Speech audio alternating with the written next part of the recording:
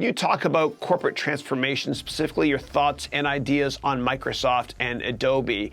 I used to call Adobe Adobe. I know a lot about these two companies, a ton actually. I'm glad you asked because I used to manage a $1 billion software fund, and I always had big investments in Microsoft and Adobe, and I worked with event-driven hedge fund people. And what we did was when Adobe bought Macromedia, which is the company that bought Flash, the ticker was MACR. When Adobe bought Macromedia, we had to think about shorting Adobe and going long Macromedia to compress the spread between the bid and the ask when the deal was announced. Because whenever a deal is announced, usually what happens is if a company A wants to buy company B for $10, company B's stock goes up to $9.95. It's never $10 exactly because there's a spread. I can talk about that if you care, and event-driven hedge funds if that interests you. Now, when it comes to corporate transformation, let me kick it off with Adobe, ticker ADBE. ADB, that's right, yeah, Adobe. So what Adobe did was they transitioned to a subscription business model years ago. They started talking about it in 2004 and 5, and then they created a subscription business model because they wanted people to rent the Creative Suite product portfolio, which included at that time the Adobe Acrobat products, Premiere, before it was Premiere Pro, I think, as well as Photoshop, all those Illustrators, all those other products. They transitioned it to buying it into a bundle, Creative Suite, kind of like what Microsoft Office did, okay, with Word, Excel, PowerPoint. And then what Adobe did was they transitioned all that stuff into a subscription business model. And they made it cheap enough so that anybody can subscribe to Adobe software for a low pricing point. If you're a business, it's usually around $20 per month. If you're a student or a teacher, please, please, please mention that on the Adobe website, and you'll only pay $9 a month. And so that's what I do. I subscribe for myself and my team to all the Adobe products. I love them. It's a subscription business model, and it's cheap enough per month that it doesn't really hurt my budget at all, or students' budgets for that matter. So they lowered the pricing points, and they made it so that it's affordable by most people in the world.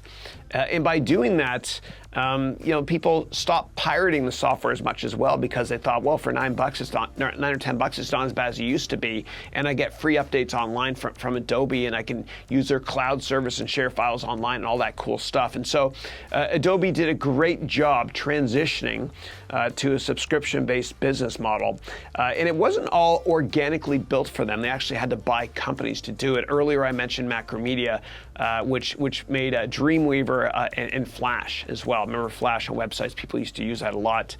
So what Adobe did was they kind of incorporated the Macromedia technology into their product portfolio, and they did a great job transitioning again from a license-based to subscription-based business model. And people love subscription business models, especially Wall Street investors or investors anywhere in the world, because what happens is revenue visibility goes up a lot, right? So think about it this way. The brilliance of subscription models is we can talk about Netflix because it's fun to talk about Netflix and everybody watches it. So if Netflix charged us, say, I don't know, $30 a month or say $10 a month, and there was no subscription, you had to go and reorder it every month, or you had to pay an annual fee.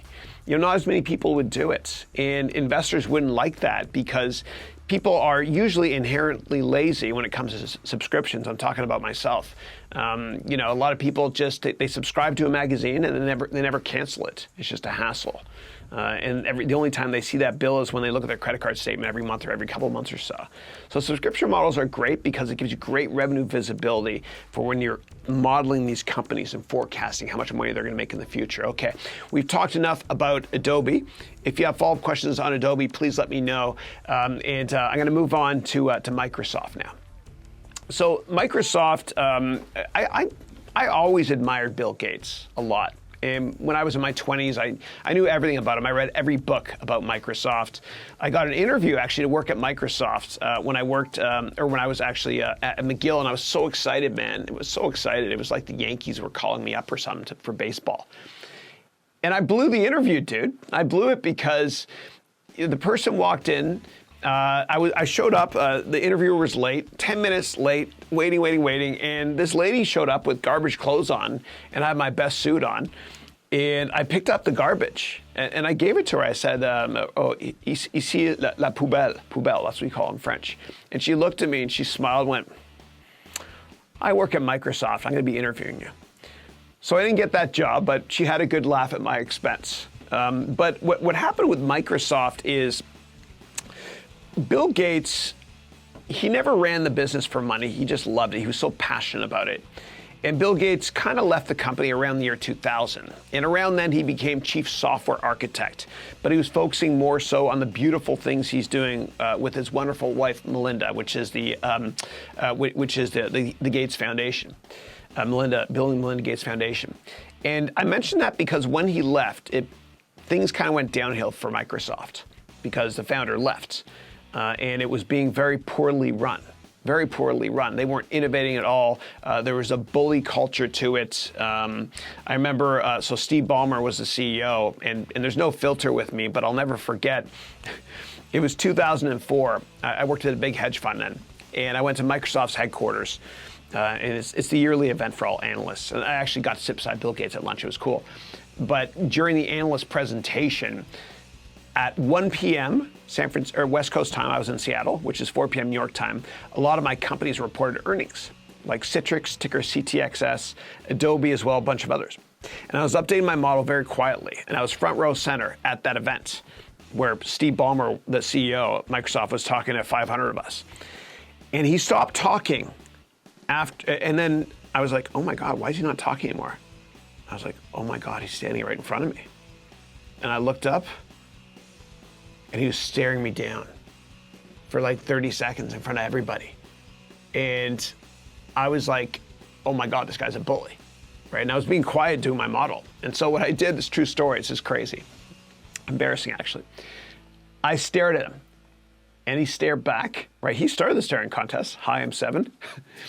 And I told myself, I don't know what to do. I'll just keep staring because I want to win. And he's this intimidating guy, and he kept staring. And I stared back, kind of like Curb Your Enthusiasm, Larry David. And then after 30 seconds, I got scared, and I looked down, and then he continued. And I only mention that because he was kind of a bully. And this is not just for me, but a lot of people that worked for him said he was that way and just wasn't the best manager. And so that's why I always spent a lot of time focusing on the quality of the management team, always, before investing in a company. And so what happened was the board decided, it might have been a mutual thing, I'm not going to go there, decided that it was time for a change. And what they did was they brought this guy, this brilliant man, University of Chicago GSB graduate named Satya Nadella. They brought him to be CEO, and he actually worked at Microsoft for years.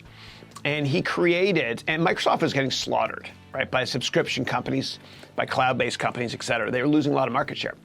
And Satya Nadella, who worked at Microsoft and still does, amazing guy, he basically created the Azure division at Microsoft, okay? And so for those of you not familiar with Azure, it's Microsoft's version of Amazon Web Services, cloud-based computing for enterprises. And what happened was the board decided, you know what? It makes sense to get this guy who understands cloud, and cloud is destroying Microsoft, or it was at the time. It makes sense to get this guy, Satya Nadella, to become CEO because he gets cloud. And so Satya did a great job of transitioning the company to subscription-based for many products. You know, Microsoft Office, for example, is sort of like Adobe because you can actually rent it. And, you know, it's software as a service. It's a SaaS business model. We rent Microsoft Office now. And we pay, you know, $6 to $10 a month for it. And we get free subscriptions every year. And the reason why Microsoft, one of the reasons why the whole software industry loves this subscription business model is because of Mark Benioff and Salesforce.com. Salesforce.com is the largest employer in San Francisco. And Mark Benioff created, you know, the cloud-based computing concept for his company by having subscription-based business models so that you rent the software online, Salesforce, and you get upgrades a lot, like at least 4 times a year. And the upgrades are usually called summer, spring, winter, fall upgrades. And so cloud computing is the best business model when it comes to technology companies. And Microsoft and Adobe have certainly done great jobs transitioning to subscription business models, which Wall Street loves because there's great revenue visibility. If you have additional questions about Microsoft or Adobe or cloud computing or subscription business models in general, please let me know. Thanks.